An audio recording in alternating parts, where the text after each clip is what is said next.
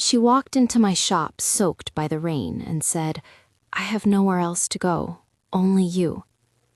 The bell above the door let out a tired jingle that night, the kind that always sounds smaller than it should in the empty room. Rain hammered the windows like someone upset at the world, and for a second I thought it was the weather that had come to tell me my life would be complicated again. Then she stepped in, shaking water off the collar of a coat that had seen better days. Her hair hung in damp ropes. Her jeans were darker at the knees. She looked like someone who had been walking for a long time and finally found a place to stop. For 4 years, I'd practiced a certain gentleness with myself. I had a routine that kept my edges dull. Lock the door at 9, count the till, sweep the cafe floor, tuck the cat Clarice into the back room, and breathe. My shop had become not only my livelihood, but a kind of map for where I was allowed to be soft and where I had to be iron. I believed I had closed that chapter. The woman at the threshold, Vittoria, had been a lovely storm in my life once, color and heat and a quick laugh that made the shop feel like a festival. Then she left, and until this wet night, she had been an ache that grew patient and dull. She stood there like she might evaporate if I didn't move. "Anna," she said, like it was a spell. It would have been easier to turn her away, easier to say, "No, you left.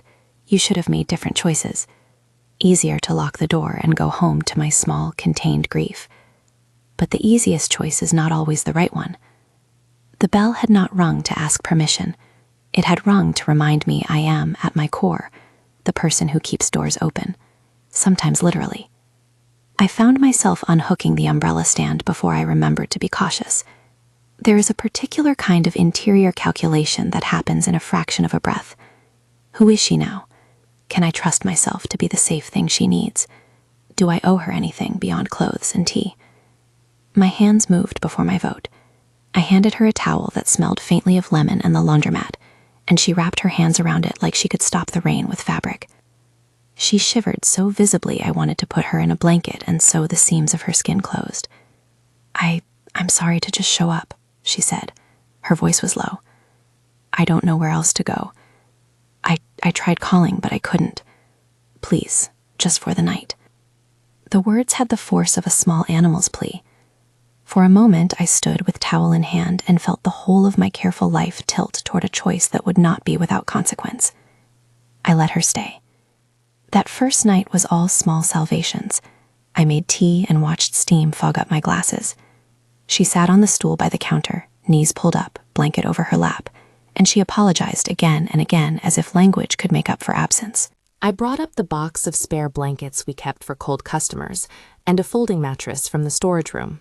Clarice, our gray tabby, finicky and unimpressed, approached the newcomer with the practiced neutrality of a cat who has seen too many human crises to be affected. Vittoria, at least, smiled when the cat rubbed her ankle.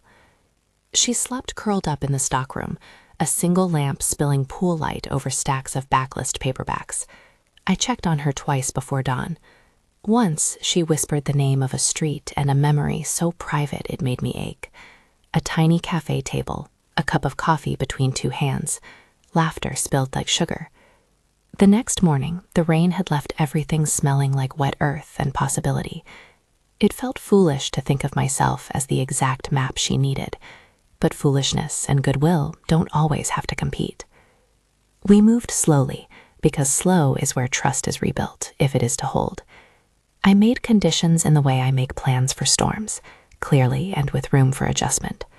"You can stay," I told her, "but you have to help around here. You sleep in the stockroom, you don't sleep in my bed. You tell me if you're leaving. You don't disappear without warning." She nodded, sometimes wordless, sometimes apologetic, sometimes like someone learning a new language for the first time. I told her, too, that this wasn't forgiveness in full. That took time and evidence. But I could give shelter. I could give work. I could give a soft place to land. The first week was practical survival boiled down to inventory and tea. Customers came in and found the shop rearranged by a quiet energy. People noticed her hands, calloused in the way of someone who'd held a paintbrush for years, and asked about the painting she had left behind years ago. Small conversations started in the way small fires start. A spark over a paperback recommendation, a shared memory of a local poet, a laugh over a spilled cappuccino. Donna Marta, who worked at the bakery next door, brought over a loaf of warm bread and called me my girl like she had done for years. So Joelle, who read 7 newspapers a day and always had both the time and opinion for a new face, took to offering her the end seats of the bench in the morning, settling in as if a new ritual was being welcomed. The neighborhood is a particular kind of witness. People saw us and adjusted like the weather had shifted. And yet there were nights when the building felt too small for all the history between us. She would wake in the middle of the night, breath short, hands clenching at the blanket. Once I found her in the courtyard, the light cold on her face, his name, Renata's, flying out of her like it was a bird she hadn't meant to set free. She had been with Renata after she left me. I had known that, in the way we know the edges of a map even when the territory is unknown. But it hit differently to hear her say the name aloud, a record of pain that had footsteps. She told me in slow fragments about the last years, about how things had started as small disappointments, time canceled, promises ebbed, and then became a pattern that narrowed the world until there was only one way to breathe. She told me about panic attacks that folded her into herself, and about nights when she would count the tiles of the ceiling to keep a sense of ordinariness. She told me that she had left because she finally could, because the small traps she had fallen into didn't feel like love anymore. She told me she had walked for a long time after the last fight, until her feet blistered and her anger ran into tears. When she said the words, "I have nowhere else to go," it carried not only a literal truth for that night, but the residue of every night she had spent shrinking. I remember in detail, because it matters, the way she looked at the light through the window, the quiet of her hands when they were still, the way she flinched when someone dropped a plate. I remembered thinking that people like her, the ones who live in color and carry their art like a shield, sometimes get carved into jagged pieces by those who claim to love them. I remembered my own cracked places, how long it had taken to trust that a hand at my shoulder could be steady. There was a political aspect to it too. You cannot let someone into your life without inventorying what they carry and what they might break. We set a rule book that first week, like a small city writes its ordinances. You keep me informed, you get a job, you sleep in the stockroom, and you accept the towel when I hand it to you. She accepted, and then, with a kind of nervousness that made me want to steady her physically, she named another condition of her own. She would go to therapy. That was not hers to offer as a way to make me comfortable. It was hers to offer because she wanted help. I booked an appointment at the clinic across town, the one with sliding scales and stained floor tiles, and a counselor named Marina, who smelled of rosemary and elucidation. We didn't pretend that therapy would be a magic seam, but it would be a map. Our days settled into a rhythm that felt like a montage if you squinted at it hard enough. Mornings of quiet opening, the bell, the kettle, the first customer who read the paper and didn't look up. Then afternoons where Vittoria shelved books or painted price tags in tiny flourishing script. At night she painted on whatever surfaces she could find, the back of an old signboard, the raw wood of the children's corner, and finally a small piece of recycled crate that would become a study for something larger. She painted blues that tasted like rain and yellows that reminded me of the bus stop light in the middle of summer. Customers began to notice the color creeping into corners. Someone suggested she should do a mural on the blank brick wall at the alley side of the shop. "Paint it," I told her one evening, unexpected, when the shop had emptied and the rain had no more business with anyone for the night. I remember that line because it felt like handing over a key, permission. She looked startled, like she hadn't expected me to offer anything extravagant. "You mean here?" she asked. "Here," I said. "This corner is tired. Give it something it hasn't seen." She set to work over the course of nights that smelled of latex and coffee and the slow, steady breath of creation. I would sweep at the edge of her light sometimes, watching her reach for the sky with a brush that was rough on her fingertips. We worked together in a way that belonged to the shop. People stopped outside to watch. Donna Marta brought sandwiches. Serge Juan put on a radio and hummed along like a proud neighbor. The murals started as a fish of shapes and slow, intentional color and grew into a horizon where small figures stood on pages as if they were islands. It became a thing people would stand in front of and take their photos. Painting became an anchoring ritual for her and for the shop. For a woman who had been made small, who had been told implicitly or explicitly that her feelings were mistakes, to put color on an old wall was a defiant act. It was also practical. She began to sell small canvases we pinned to a string across the counter. The paintings paid for extras. They paid for a replacement of that rickety light in the corner. They paid for a new supply of tea we liked. They also paid, in a different currency, in trust. We were careful, though. I asked direct questions when I needed to know, because grace without boundaries is another name for self-erasure. If you go out, I told her across a table one noon when the shop hummed with the sound of someone reading aloud, tell me where. If Renata shows up, you let me handle it. Don't talk to her alone. Promise me you'll go to the clinic. I promise, she said. The word was small, but it had weight. She put it into the ledger of our days. There were nights, of course, when the promise hung thin. The panic attacks came in little waves, hands that could not hold a cup, breath that seemed to be behind a locked door. Once, during a sudden thunderstorm, she folded into foam on the back stairs. I sat with my arms around her and reminded her where her body was, what it was doing. Name 3 things, I said, because that is what the counselor recommended we try when the world felt like it was folding. The lamp, the cat, my voice. She named them, clinging to each syllable. The exercises did not fix anything permanently, but they gave us tools we returned to again and again, like a map we had drawn in ink. There were tendernesses that I had not expected to return as easily as the mural did. She would grind beans for me in the mornings and try to get the foam right. I would tuck a paint-stained shirt behind her ear. We discovered new languages for touch that did not demand everything, to touch without the requirement of history dissolving us both. Once, on a night that smelled of orange rind and paint, I found my hand on the small of her back as she reached to sign a credit slip. She smiled, a small, private thing, and the room seemed to tilt in a way that made me simultaneously terrified and alive. We spoke of nothing, which in those days was as meaningful as any confession. And yet the past did not sit politely in the corner. It came as a file, always waiting to be opened.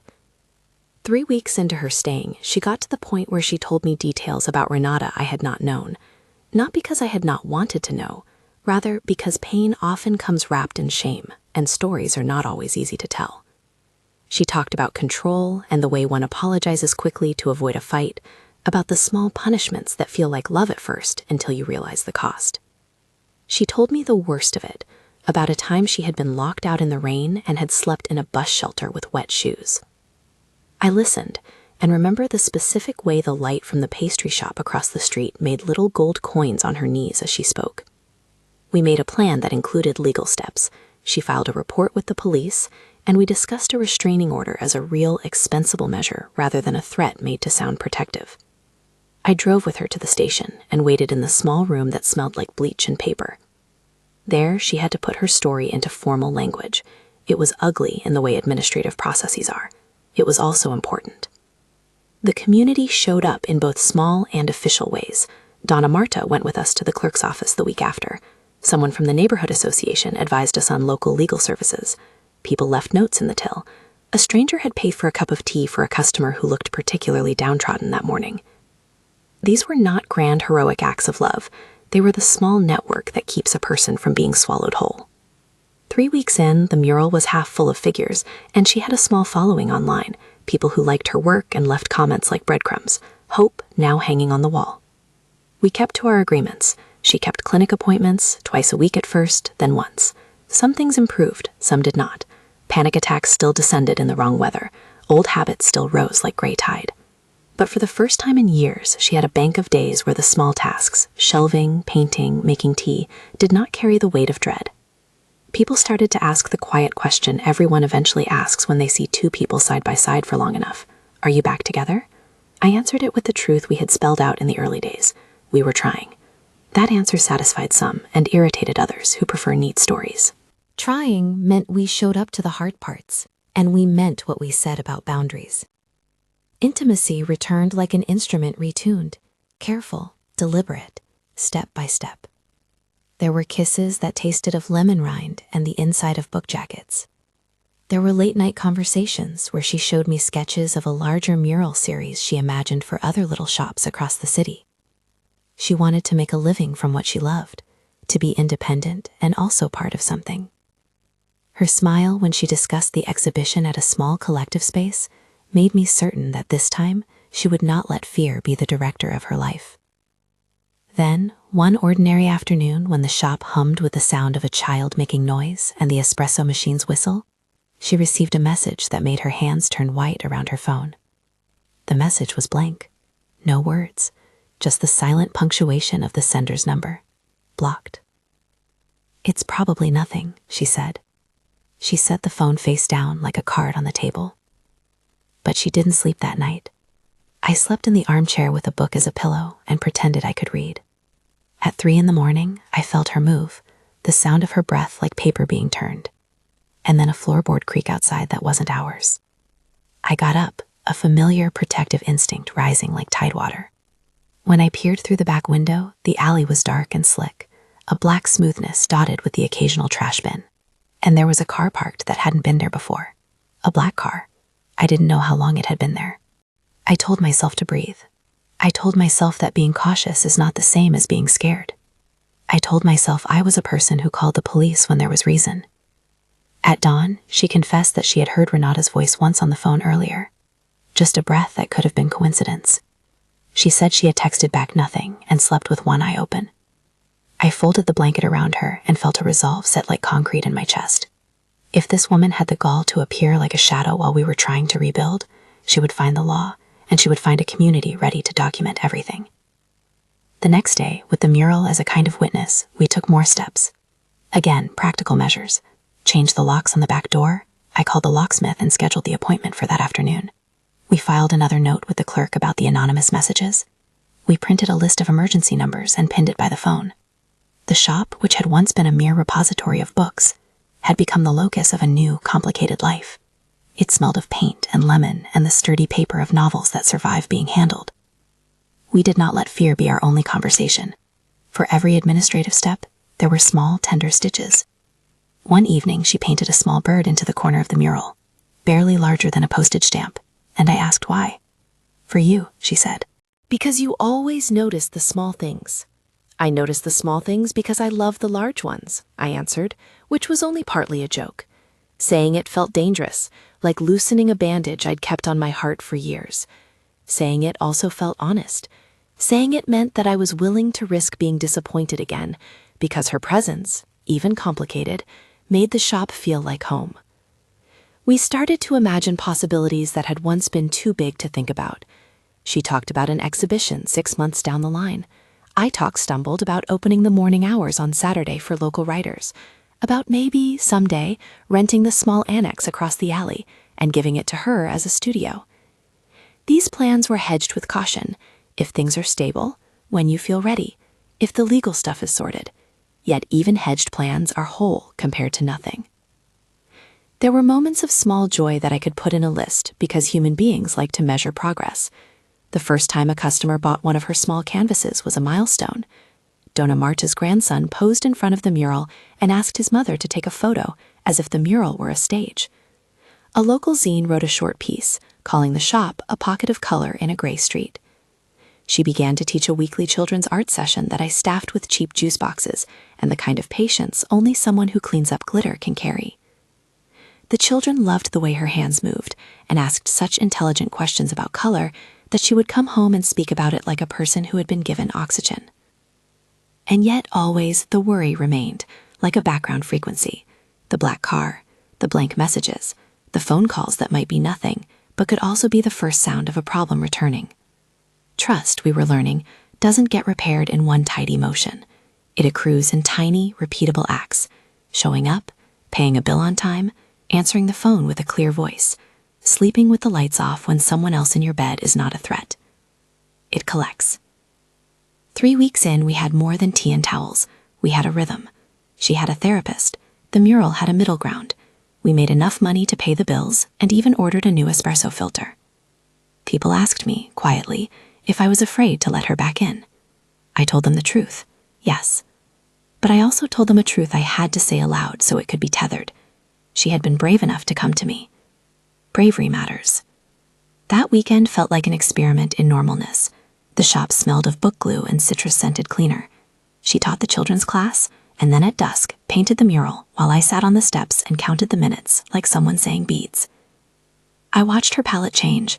She was not the same woman who had left 4 years earlier, nor the same one who had trudged into my doorway soaked to the bone. Anyone who has loved someone knows that people are palimpsests. We carry previous scripts but write new ones over them. Near the end of that long day, she climbed down from the ladder and wiped paint from her palms with my old apron. She looked at me, and the expression on her face opened like a window I have forgotten existed, exposure and relief. "I'm sorry I left," she said simply. "It's not that simple," I said, and it wasn't. Wounds don't close because a person apologizes. They close because action stitches them back together. She nodded. "I know. That's why I'm here, to do the work." That sentence, a petition and a plan, was the kind of promise that could sustain us if she kept it. It filled me with an expectant, nervous hope. I let myself imagine, briefly, a life where we were both steady enough to be each other's harbor. Then, 2 days later, she found a small envelope slid under the door. It contained a single photograph of a place I knew, the bus shelter where she had told me she once slept. Someone had taken a picture of it at night. Written across the back in messy script was a single sentence: "I can find you." She brought it to me quietly, as if the note were an object that would break if handled roughly. Her hands trembled when she extended it. The air lost color. The mural in the alley seemed suddenly less protective and more like a wall between two worlds, inside and out. We took the practical steps again. Police reports fill out in patient, bureaucratic ink. The clerk told us to keep every piece of paper. A counselor gave us a list of safety measures to implement at home. We called a friend in the neighborhood association who came over with a list of support services and the offer of a spare key in her place in case of emergencies. We changed the license plate screws on the bike racks so they couldn't be removed, and posted pictures of the black car on our private group chat. The community gathered the way communities do when the people inside them are threatened, with small, calculated acts of care. That night, sleep was fractured. I lay awake thinking of the photograph and what it meant, of the blank messages and the black car. But I also thought of the mural and the bird tucked into its corner, and the small canvases now hanging on the shop string like triumphant postage stamps. Holding that tension between fear and hope, vigilance and tenderness, had become our most frequent exercise. When the morning came, the shop opened like a body reassembling after pain. Vittoria brewed coffee with an unusual care, measuring the grounds twice. I made a list of legal steps we still had to take. She arrived at her therapy appointment and returned with a tired, honest face that suggested small progress, a technique that had helped her sleep through the night for the first time in months. She laughed at something a child said that afternoon, and the sound, small and thin, was a bell for me. We were not out of danger. The photograph sat in my coat pocket like a small, urgent stone. But we had begun to build scaffolding, rules we lived by, allies in the neighborhood, and the mural as a visible claim on our corner. And in the back of my mind, how could it not be there, was an awareness that the next phase would require more than color and legal affidavits. It would require that both of us keep our promises, and that the community we had trusted would continue to hold us when the past decided to step onto our stoop. That evening, I found myself watching her work from across the room. She had her hair pinned up and paint on her cheek, and when she paused, she would breathe in as if to collect the air. I understood then that shelter is not a single act. It is a series of invitations repeated until they become fabric. I also understood that protection is not only physical, but built by witnesses, by papers filed, by a line of friends who will stand on a boundary. We were mid-construction, and the house we were building was as much moral as it was practical. When we locked the door that night, the alley looked empty. We double-checked the back windows and switched on the motion lights.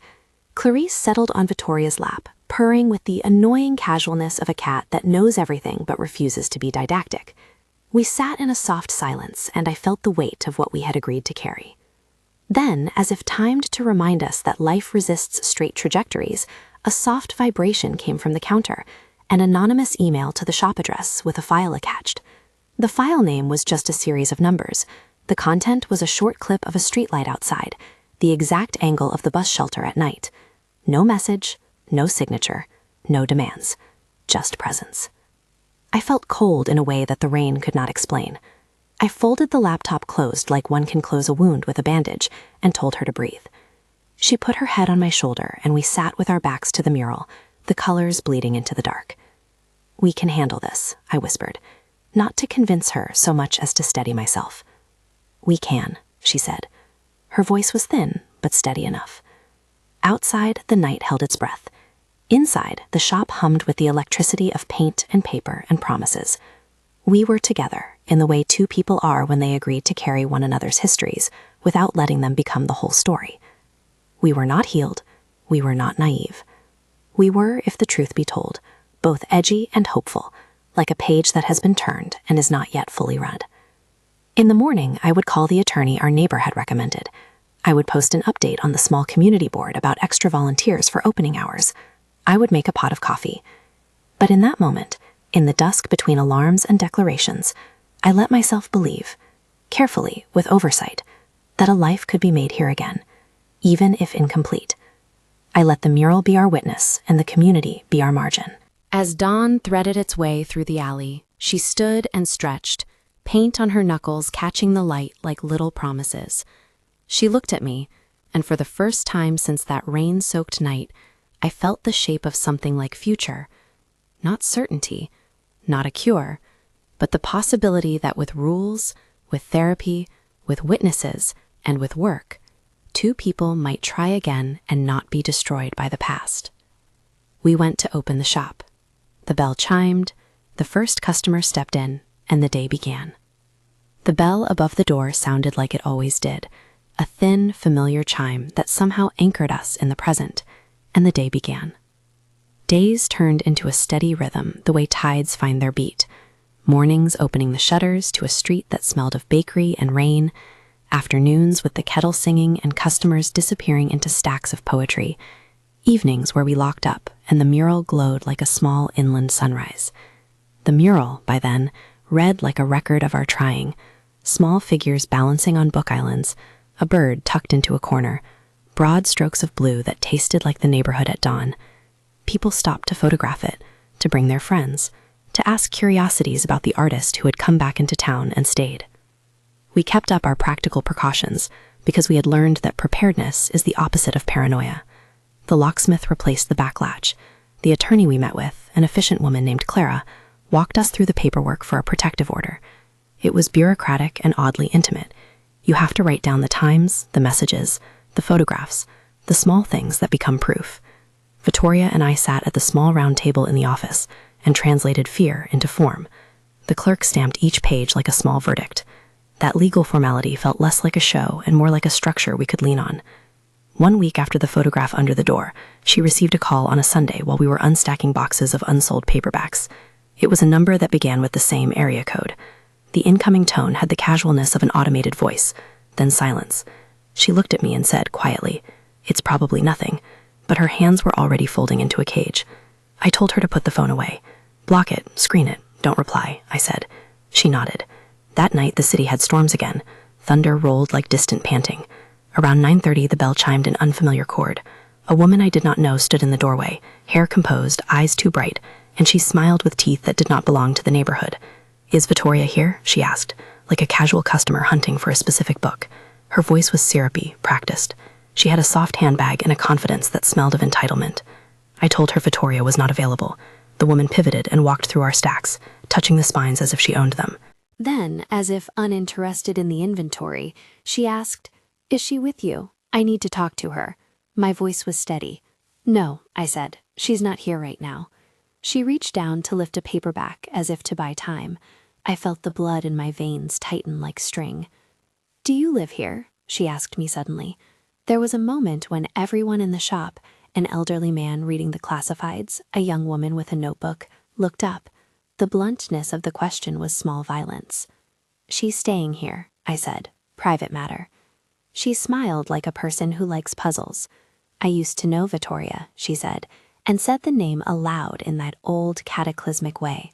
"We were together a long time." The room spun, not for me, but for Vittoria, who had finished serving a customer and walked in from the back with a stack of postcards. When she saw the woman, color drained from her face as if someone had taken a piece out of her. The woman, Renata, moved and the air seemed to change temperature. It was a practiced motion, an entrance that was tabloid and precise. She towered in a sense that had nothing to do with height. She was a force. "Renata," Vittoria said, small. The syllable carried the years it needed to. Renata's smile was slow and gauged. "You always hide away with color," she said, looking at the mural, at Vittoria's paint-dark hands. The compliment sounded like a test. People around us fell silent, as if listening to a distant radio. Donna Marta, who had come in with a sack of pastries, went pale but kept her hands on the loaf like a shield. Sejuan put his newspaper down and watched the lovely spectacle the neighborhood always provided: drama. Renata moved close and spoke as if to someone she loved. "We need to talk," she said. When Vittoria stepped backward a little, the woman put a hand on her arm in a way that looked like intimacy and felt like ownership. I stepped between them. "She said no," I said. "You need to leave." Renata's mouth twisted, not quite an apology. "This is a public place," she said. "I can come, I can sit, I'm allowed." She spoke the way people who have rehearsed victim and lover and grievance do, with a script that can be altered to fit the crowd. She looked at me and then at Vittoria, as if each of us were parts of a prop. "Not here," I said. The firmness surprised me. People expect firmness to be loud. It's often quieter than that. "If you need to talk, go to a counselor. Call me tomorrow and we'll arrange a mediated meeting with professionals. But you do not come here." She laughed, a sound that strained. "Who made you judge? You think because you have a little store you can decide other people's lives?" I will not describe the exact words Renata used. The important thing is the way she tried to rewrite the room to make her presence inevitable. She moved to touch Vittoria again, and I saw in the reaction, Vittoria's flinch, the way she pulled back, that the physical contact had a grammar no longer permitted between them. I told her in a voice softer, but impossible to ignore, "Don't touch her again." That's when Renata stepped back, and the room tilted into something more public. "I was worried," she told the small crowd. "We've had our issues. I came because I miss her." Her performance aimed for vulnerable and landed on manipulative. To anyone who didn't know the shape of the truth, she might have seemed wounded. But underneath the shop's lamplight, with the mural watching like a witness, the thing she offered as apology looked like a strategy. Vittoria's voice was soft, steady. "You need to leave," she said. "Please." Renata looked at her hand, as if considering whether to obey a small command. Then she looked at me and said, "She left you for me before. Maybe I can convince her to leave again." The words were a threat and a provocation. A silence thickened that made the air taste metallic. Someone coughed. I called the police. My fingers found the number as if my hands knew where to go on their own. In those minutes that felt like hours, Renata paced and smiled and attempted to charm customers. I stood by Vittoria and watched her do a small, brave thing: breathe. She held my hand for a moment in a way that was almost invisible to everyone else. It didn't erase the past, but it made the present real. The officer who arrived, formal, patient, practiced in small neighborhood altercations, asked us to describe what happened. Renata smelled faintly of the kind of perfume that tries to make an entrance into a room and refuses to leave quietly. When the officer asked her to leave, her tone changed. On the sidewalk outside, she protested as if it were both a scene and an injustice. "You're making a big deal out of nothing," she said to the officer, with that glass-steady voice that people use when they want to make others wonder about their credibility. "It's just a meeting." We filed a complaint. The officer took notes. The sergeant advised us on records, on how to collect any further evidence. It was procedural and necessary. That evening, we drove to the precinct together, me and Vittoria, and logged another formal record. The clerk stamped the page and told us what the next legal steps might look like: a temporary restraining order, a hearing where evidence would be presented, the possibility of an injunction that would preclude Renata from approaching the shop or our homes. In the waiting room, between the bad coffee and the chipped tiles, Vittoria let herself be small for the first time in a while. She cried without apology. I held her and watched her unspool into tears, like someone finally taking off a too tight shoe. The week after the incident was a condensed lesson in how protection is made up of small, boring things: court dates, witness statements, printed emails, screenshots of anonymous messages. I became an archivist of our fear. We kept copies of everything and sent the evidence to Clara, the lawyer, who read through it and then suggested an ex parte motion for a temporary restraining order. The judge granted it. The paper felt absurdly thin in my hands and absurdly heavy in its effects. It meant Renata could not come within a specified distance of the shop or our residences, that she could not call or message. The law was not a cure, but it was a rim on the wound. When the official notice was served, I took the paper to the mural and taped it behind the little bird we had painted. It looked like a domestic talisman, love and law placed beside each other. People read the notice and murmured support. The neighborhood, a group of people who had become a cord around our life, offered to be extra eyes on late nights. Donna Marta baked an extra loaf each week and left it waiting on our stoop. Sergioel began to come every morning earlier than before, as if to patrol the pavement. When Renata's car was photographed again across the street, we called the police. The officer wrote up a report. The legal steps were not glamorous, but they taught us something vital. Safety is built by consistent, visible action that others can witness. The weeks after Renata's forced distance felt like a slow unthraying of fear. That is not to say panic vanished. There were still nights when Vittoria would wake from a dream that replayed the last fight and gasped for air. There were still anonymous phone vibrations that made her hand shake when she picked hers up. But there were also small, bright things. Her paintings selling to a young couple who left a note saying how transformative the mural felt. A small interview with a local scene that celebrated the shop, and more so, the mural's message of reclamation. Children's art classes that returned every Thursday because parents liked the way the kids came home smelling of paint and intention. 3 months into her staying, she was offered a small exhibition at a collective space we had visited months before. The owner, an earnest woman named Clara, who ran a volunteer show program, saw the mural and asked if the artist was available. Vittoria hesitated for a beat, like someone measuring their own courage, then said yes. The show was modest and warm, a small room with exposed brick and a string of lights, people who applauded politely and some who bought canvases. Watching her hang her own work felt like watching someone stitch themselves from the inside out. She moved slowly, hands deft with the tape and hooks, and when she stepped back to look at the finished wall, her face softened in a way that made me certain the decision to let her in had not been a mistake. We kept seeing a pattern that would become familiar, a wave of fear followed by a slow building of ordinary tasks that assembled into a life. Therapy helped, not magically, but in stubborn increments.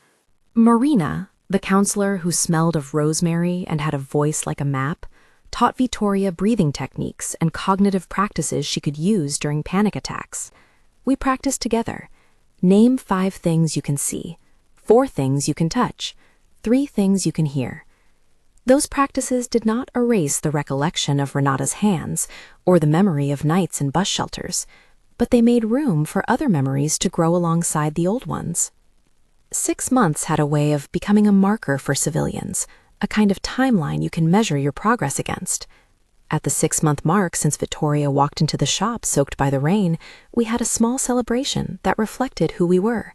A weeknight night, a table of people from the neighborhood, an old record playing in the corner, and the mural light turning the alley into a private theater. We invited the people who had shown up for us.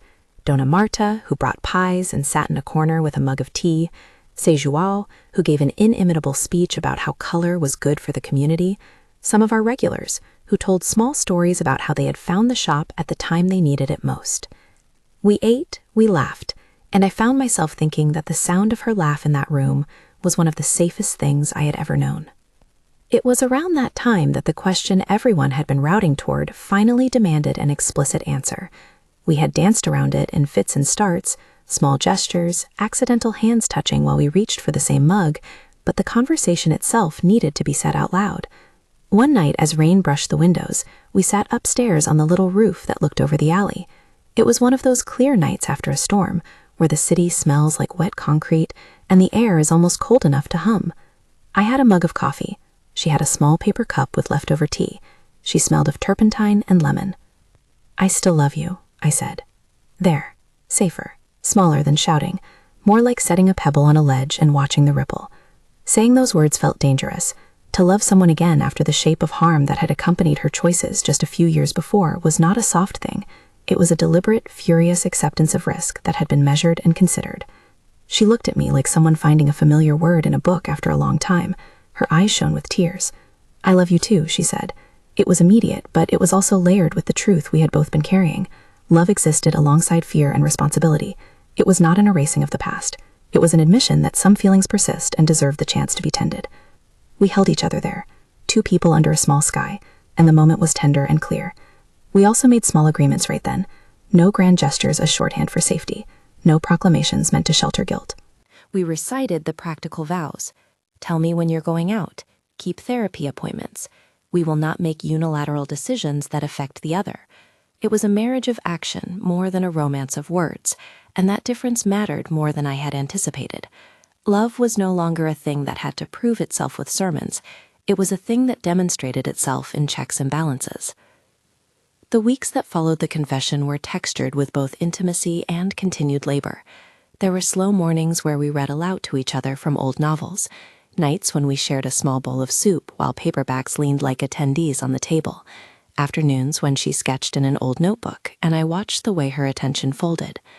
Intimacy became something built from tiny, deliberate acts, asking before touching, checking in on smaller worries, writing down topics that could be discussed later rather than detonating arguments in the moment. We learned a new language built of clarifications and consent, of small signals that let us both know it was okay to move closer. One autumn, toward the end of the mural season, she received an email from a gallery in another city offering to represent some of her work. The offer was modest but serious. It meant a possible income stream and a recognition of the craft she had nearly lost in the fog of fear. We discussed it over the counter, leaning on the worn wood like conspirators. "I don't want to leave you," she said, because the truth was that the job meant travel and nights apart and unfamiliar beds. But she also had to do the thing that made her whole. "Go," I said, because this was what we had been trying to practice. Not fear-driven hoarding, but encouragement that was real. "Take the show. We'll plan so it doesn't destabilize things. We'll test ladders." She shook her head, a laugh escaping. "You're not going to let me run away again?" she asked, half joking. "Not this time," I said. We promised to set a communication plan if she traveled. Text check-ins, photos, emergency numbers. It was an adultness I had not always had in me before. Boundaries with attachments. The months accumulated. Exhibitions, an article that noticed the mural as part of a city guide to small treasures, letters from people who said the shop had held them on a bad day. We began to put small amounts of money away, an emergency fund that used the language of safety, not aspiration. Our lives, once precarious and jagged, settled into a scaffolding of habits. Therapy was a routine, not a response to crisis. The painting sessions were both income and a practice of self. She taught more children's classes. I started hosting a monthly writer's morning where people came and read pieces aloud and we served cheap cookies. The shop was no longer just a business. It was a networked place where people learned to show up. One winter evening, a year after that rainy night, I took her up to the flat rooftop above the annex where I sometimes went to watch the city close its eyes. It had been a year of small miracles, a legal process that kept Renata at bay for the most part, therapy that became less of a battle and more of a tuning, a mural that now had regular viewers. I had a box in my pocket. Inside were 2 simple silver bands I'd bought at a secondhand shop, old rings cleaned and polished until they gleamed like new vows. They were ordinary and perfect for us, a symbol that didn't pretend to be larger than our history. I had rehearsed what to say and then decided not to. I wanted the moment to be honest, stripped of theatrical lines. I wanted breath and clarity. "Will you keep making a life with me?" I asked. I said the question like someone setting a stake, not like someone making a demand. She looked at the rings and then at me, like someone tasting an idea. "Yes," she said. "Yes, I will. With conditions." She smiled at the safety clauses, and I laughed because our relationship was now partly composed of safety clauses and mutual care. She put the ring on my finger, I put the ring on hers. We didn't make a show of it. We simply acknowledged the covenant we'd been building, a promise of presence, of repair, of continuing to keep each other safe. We were careful about celebrations. Our engagement was a quiet, neighbor-witnessed moment on a roof with hot takeout and a thermos of wine. It matched the life we were making, public enough for our community to recognize, private enough to keep a holy smallness for us else. Planning the wedding, when we did, followed in the same pattern. We did not want an extravagant interruption of ordinary life. Instead, we wanted a gathering of those who had been present in the hard rooms. We chose a small beach ceremony near the city, because water had been a recurring image through our lives. The rain that brought her home, the tides that suggested movement but rhythm. The wedding was a small affair. Friends and customers, paint-splattered scarves and sun hats, a low wooden arch someone built from spare lumber draped in borrowed fabric, a small potluck of things people made because they loved us. Dona Marta baked a tart that almost eclipsed the ceremony. Su Zhuang gave a toast about the stability of mornings and the unpredictability of afternoons. We exchanged vows that I wrote with a few pages of steady promises and practices, rather than grand pronouncements. The ring she gave me was the one we'd chosen together. It fit the same smallness of our life. We married with calm hands and necessary eyes. Our love was not the plot device of some cinematic miracle. It was the result of repeated acts, talking when we didn't feel like talking, attending therapy, reporting threats, showing up at exhibition openings, sweeping floors at night together.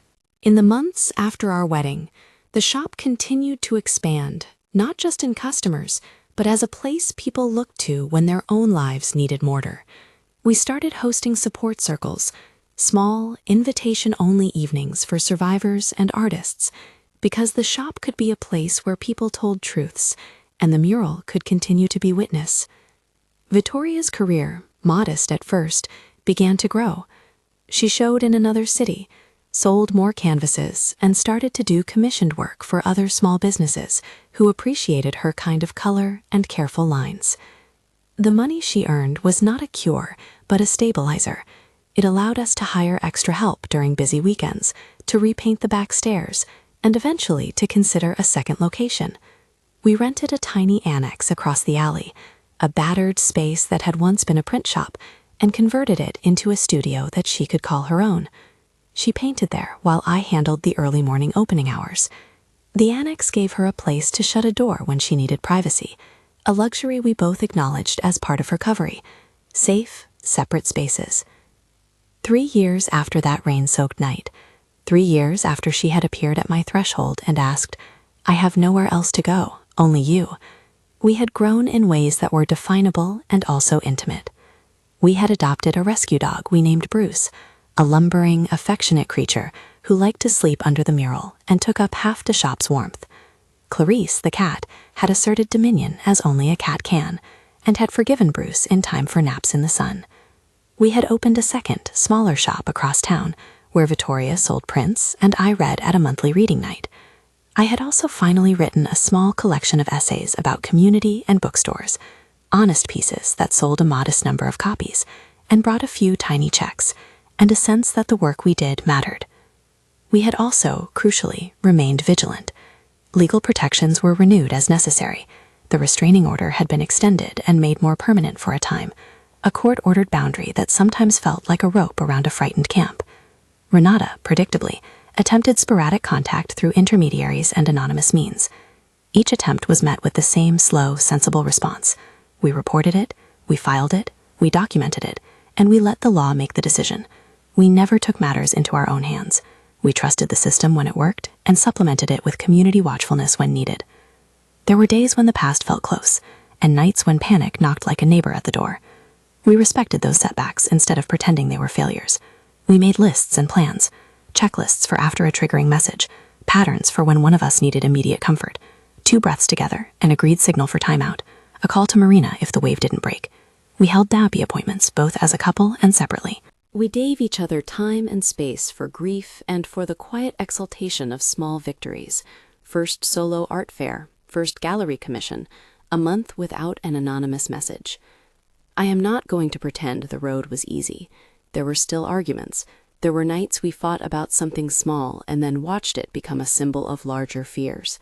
There were days when I wondered if my heart could hold the risk of loving someone who had once left. But there were more days when I felt that the work we had done, the legal filings, the therapy, the mural, the neighbor watch, had built a scaffolding strong enough for both of us to live without being consumed by the past. Some afternoons I would find myself standing at the counter watching Vittoria teach a child to mix paint and thinking about how many layers of color had to be laid down before an image takes shape. It occurred to me that our lives had become similar, layers upon layers, some chaotic, some deliberate, forming something that, if you looked up close, still bore the marks of its origin. That was okay. Our beauty did not have to be clean. It could be honest and slightly messy and stubbornly true. On quiet nights, we sometimes sat on our rooftop with a thermos and the city spread like a stitched blanket, and I would say the sentence I had said early in our reconciliation, "I love you." We said it like a practice. Saying it didn't make danger disappear.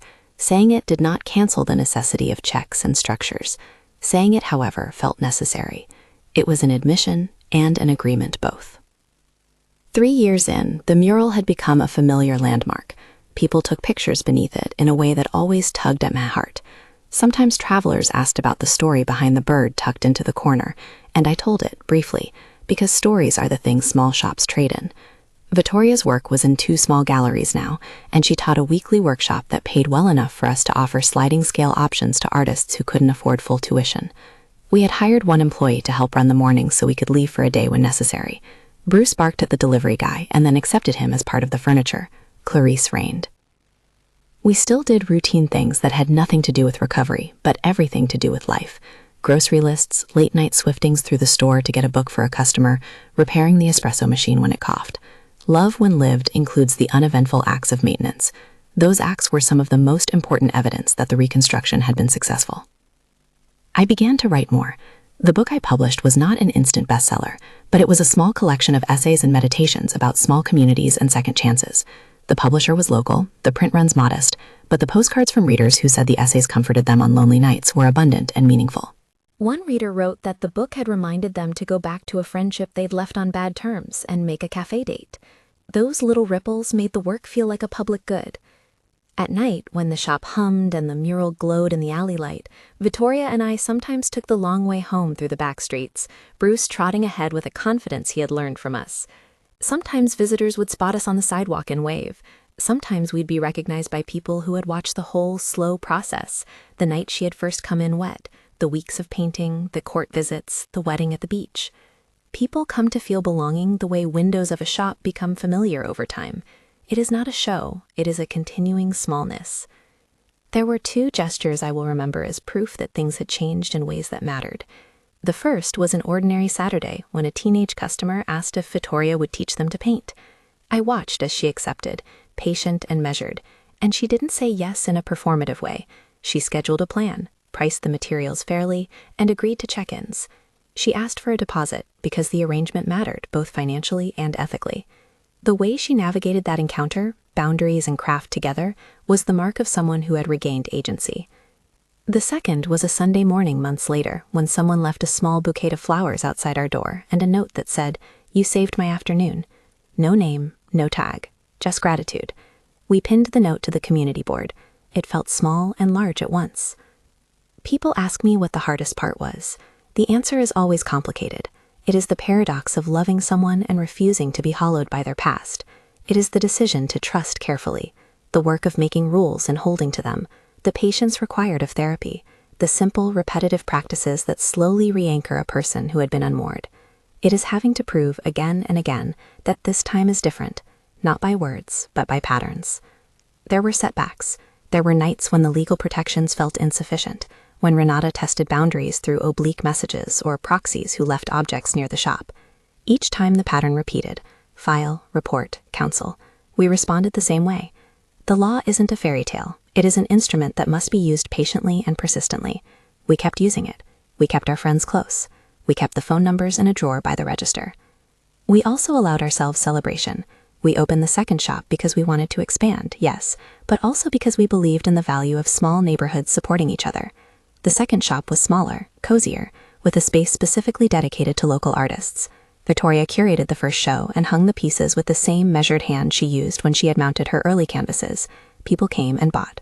We hired a barista named Sarah who made the best almond lattes and laughed loudly. Our life, once a survival story, had become work and joy woven together. If anyone asks for a recipe for this kind of recovery, I will not give a list of ingredients because there is no single formula. Instead, I will say this: bring witnesses, translate fear into evidence for the systems that will protect you, build routines that are small and repeatable, attend the therapy appointments even on days you don't feel like it, and allow a person to both earn trust and keep their agency. Love is a practical verb as often as it is a feeling. In our case, love meant showing up, filing paperwork, painting walls, and learning to sleep again. There are nights I still awake with a memory of rain and my heart stumbles through it for a beat. When that happens, Vittoria reaches for my hand like a map we both know, and we breathe together. That is the real miracle. Not that trauma disappears, but that it stops being the only thing defining our days. On good mornings, the smell of coffee and paint billows through the shop, and it feels like an ordinary blessing. And so that is where we sit now. The mural hangs like a testament that a corner of a city can learn something about repair. The shop is a place that people call when they need to be held. We offer space and coffee and recommendations, and sometimes a towel at the right moment. Vittoria sells her work, teaches her classes, and is resolutely herself. I write, I sweep, I run the register, and sometimes teach an evening workshop about small business care. Bruce is asleep under the register, Clarice on the bookshelf pretending not to notice the world. If you have ever stood at a threshold and wondered whether you should open the door, if someone you love asks to come back in and your instincts are at war, you are not wrong to take inventory and to set boundaries. Saying yes does not have to be an abandonment of self-protection. Saying yes can be a contained, negotiated decision with witnesses and paperwork and community support, and therapy, and hard promises. Saying yes can also be the beginning of a second life, built on a different grammar than the first. If our story offers anything, it is this. Second chances are not simple or immediate. They demand evidence, they require boundaries, they need outside help and legal teeth. They also require that both parties commit to the messy work of building new habits. When both people are willing, and when a community is present to witness and support, love might find a way to rebuild without erasing the lessons of the past. I'm grateful for the people who showed up, the neighbors, the customers, the attorney who sent tidy emails, the counselor who gave us simple breathing exercises, and the friends who lent us blankets and time. I'm grateful that the shop exists and that it became a place where two flawed people could try to be better. I'm grateful that a rainy night didn't become the last page of our story, but rather the beginning of a different chapter.